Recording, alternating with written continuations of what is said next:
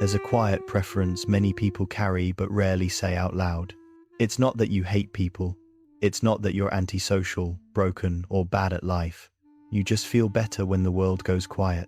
While others light up at packed rooms, loud laughter, and full calendars, something in you softens when plans get cancelled, when the door closes, when the noise fades, when you're finally home. And you've probably wondered, what does that say about me? Because from the outside, loving home can look like avoidance, like laziness, like you're missing out.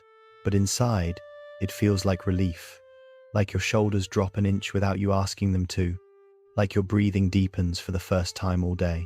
This isn't about being shy. It isn't about being introverted in the way social media defines it. And it definitely isn't about a lack of ambition or curiosity about life. It's about safety. There's a part of you that relaxes when stimulation lowers, when nothing is demanded of you, when you don't have to perform, respond. At home, you don't disappear, you finally return to yourself. But here's the question most people never stop to ask. Why does quiet feel so necessary?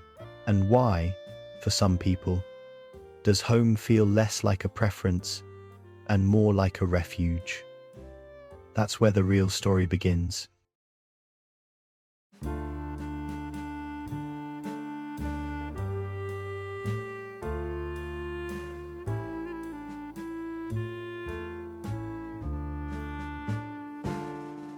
For many people, loving home isn't a personality trait. It isn't a lifestyle choice, and it isn't something they consciously decided. It's something their nervous system chose for them. After long periods of pressure, emotional, social, or psychological, the body learns patterns long before the mind does. When life feels unpredictable, demanding, or unsafe, your system shifts into survival mode. At first, that might look like pushing harder, staying busy, staying strong, but eventually, something changes. The body gets tired of being on, and when fight or flight no longer feels sustainable, the nervous system finds another strategy: withdrawal. Not as avoidance, but as regulation. Home becomes the place where your system can finally exhale. The lighting is familiar. The sounds are predictable. No one is watching. No one needs anything from you. Your shoulders soften. Your thoughts slow. Your heart rate settles. This isn't comfort seeking, it's stabilization. In a culture that glorifies constant motion, productivity, and visibility, this response often gets misunderstood.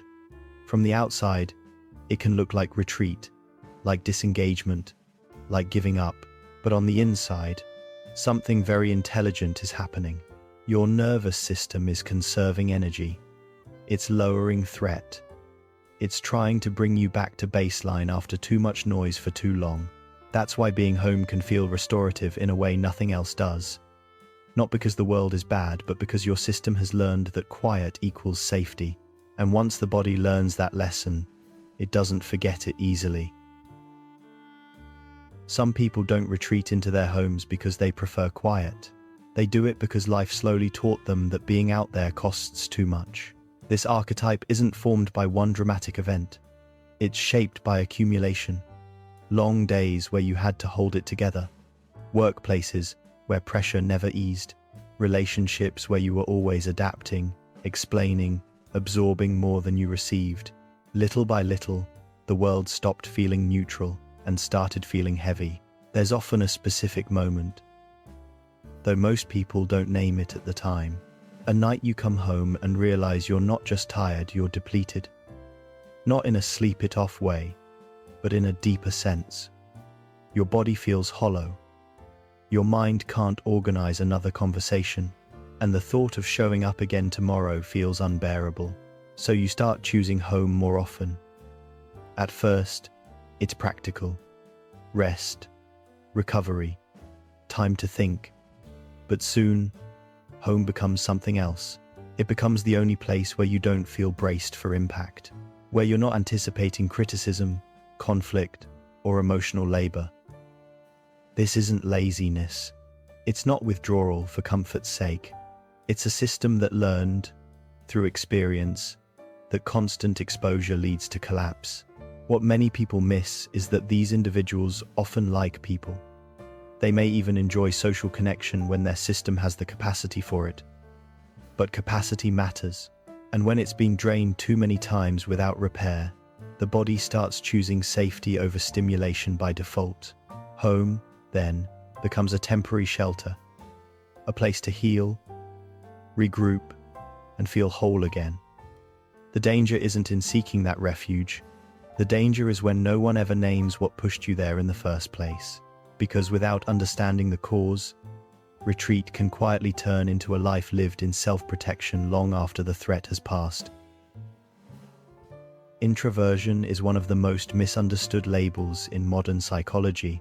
It gets flattened into stereotypes: shy, quiet, socially awkward, bad at small talk. But for true introverts, none of that is the core issue. The real experience of introversion isn't about fear of people. It's about energy.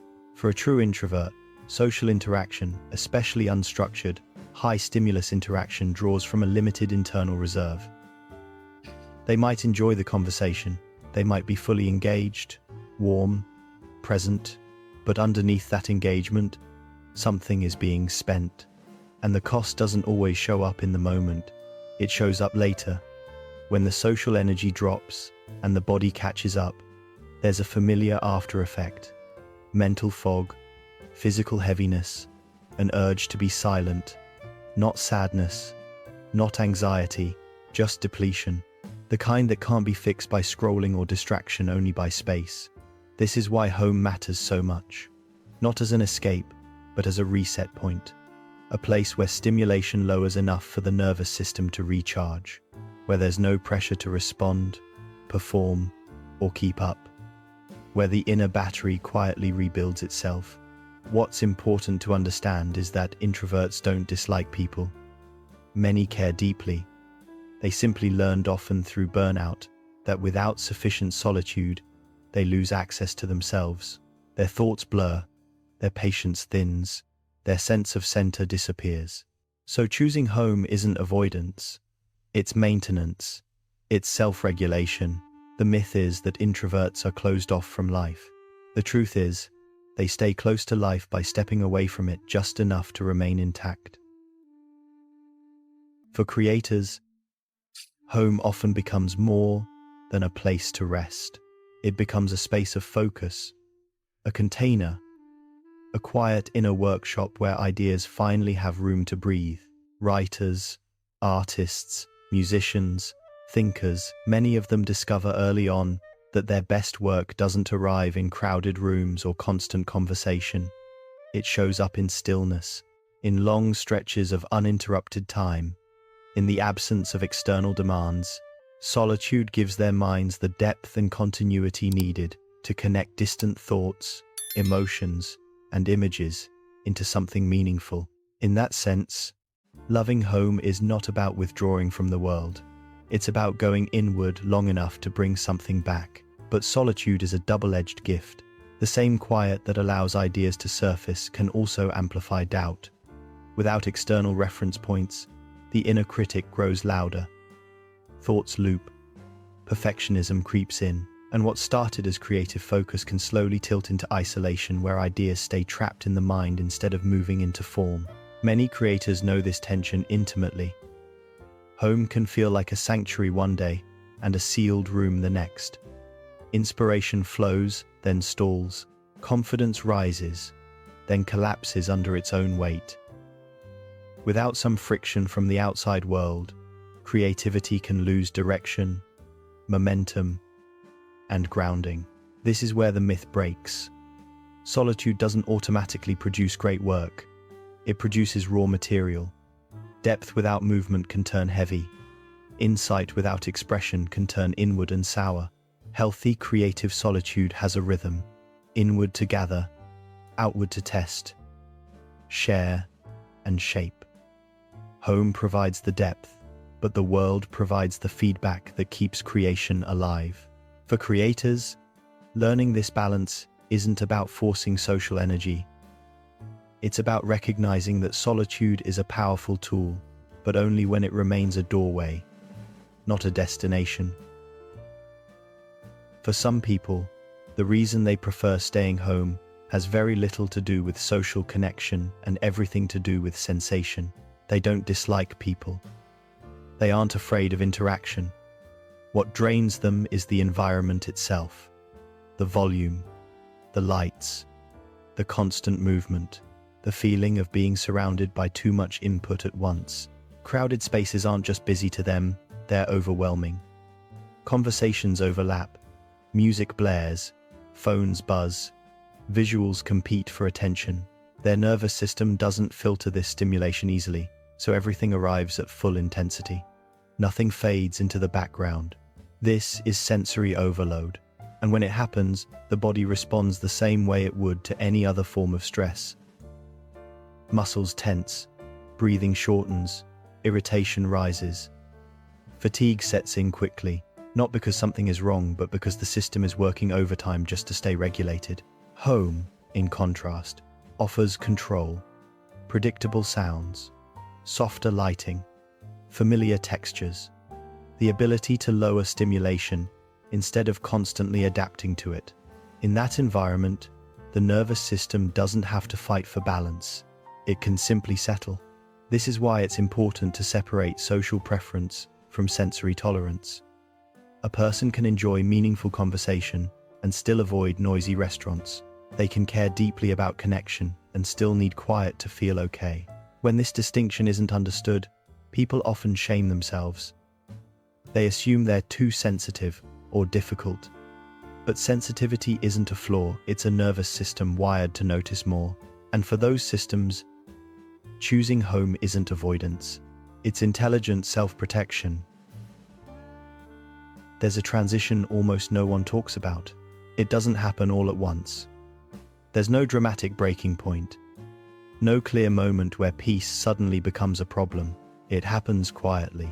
At first, being home feels restorative. You cancel plans and feel relief. Your body softens. Your mind clears. Silence does what it's always done, it heals. But over time, something subtle shifts.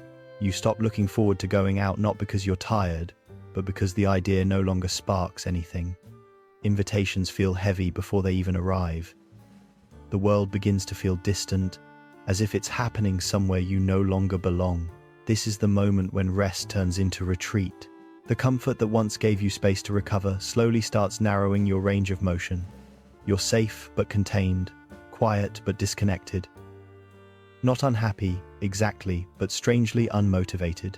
And in that stillness, the mind fills the gaps. Thoughts loop, doubts grow louder, overthinking replaces presence. Without small doses of external movement, the nervous system loses contrast. Days blur together, time stretches without markers. What makes this transition dangerous is how reasonable it feels. There's no obvious harm, no crisis to point to, just a gradual shrinking of life that's easy to justify as self-care. But peace was never meant to eliminate movement. It was meant to restore it. When solitude stops leading back to life, when it no longer opens outward, it quietly crosses into isolation. And by the time many people notice, they don't feel trapped. They just feel stuck. Understanding this transition is crucial.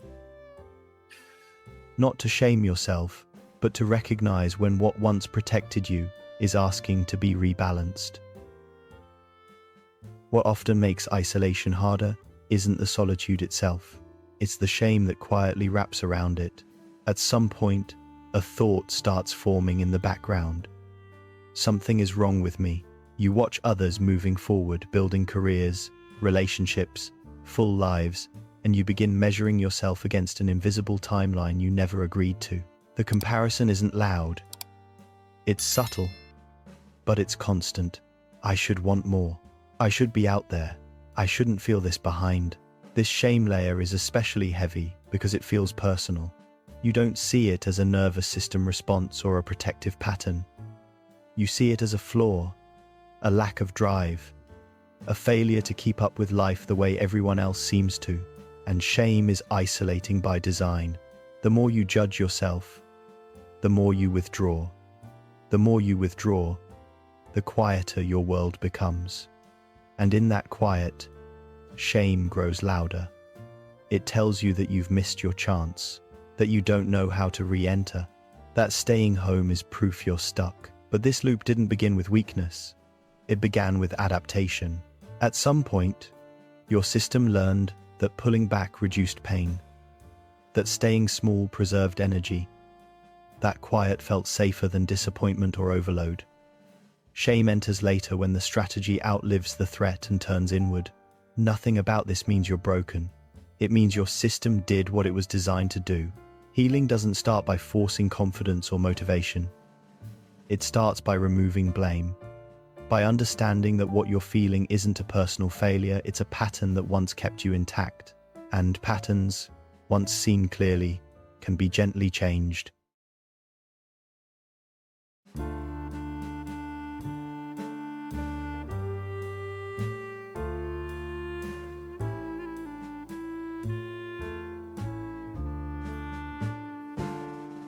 When people finally realize they've been isolating, the advice they hear is almost always the same. Get out more. Be social. Push yourself. But that approach misses the point and often makes things worse. The answer isn't to swing to the opposite extreme. Balance doesn't mean forcing yourself into overstimulation or pretending to be someone you're not. It means learning how to move between solitude and connection without abandoning your nervous system in the process. Healthy balance is small and intentional. It's choosing environments that feel safe enough, not overwhelming. A quiet walk instead of a crowded event. One honest conversation instead of 10 shallow ones. Sunlight, movement, and presence without pressure. For many people, the goal isn't being social. It's reintroducing gentle contact with life, letting the body remember that the outside world doesn't always demand more than it gives, that not every interaction requires performance or endurance. Home remains important in this balance. It's where you rest, reflect, and reset, but it stops being the only place you feel okay. It becomes a base, not a boundary. What most people get wrong is thinking growth has to feel uncomfortable to be real. In truth, sustainable growth often feels subtle, almost boring. It happens through consistency, not intensity. You don't need to rebuild your life overnight. You just need enough movement to keep it from shrinking. Enough connection to remind your system that safety can exist beyond your four walls. Balance isn't about changing who you are. It's about giving who you are more room to live. Here's the permission most people never receive. You don't have to choose between solitude and life. You don't have to abandon your love for quiet in order to move forward. And you don't have to become louder, busier, or more visible to be whole. Solitude was never the problem. It gave you depth. It helped you listen to yourself. It protected you when things felt like too much. That mattered. But solitude was never meant to be the only place you lived. You're allowed to rest and re-enter. To have a home that grounds you and a world that slowly opens again. Not all at once, not dramatically, just enough to remind your nervous system that safety doesn't end at your front door. You can carry quiet with you, into conversations, into movement, into small moments of connection that don't cost more than they give. If this video put words to something you've been carrying silently, you're not alone. Many people live this pattern without ever naming it. This channel exists to explore those quiet inner shifts without judgment, without pressure. If you want to continue these conversations, consider subscribing to the channel. And if any part of this resonated, leave a comment and share which part of the quiet you recognized in yourself. I'll be there reading.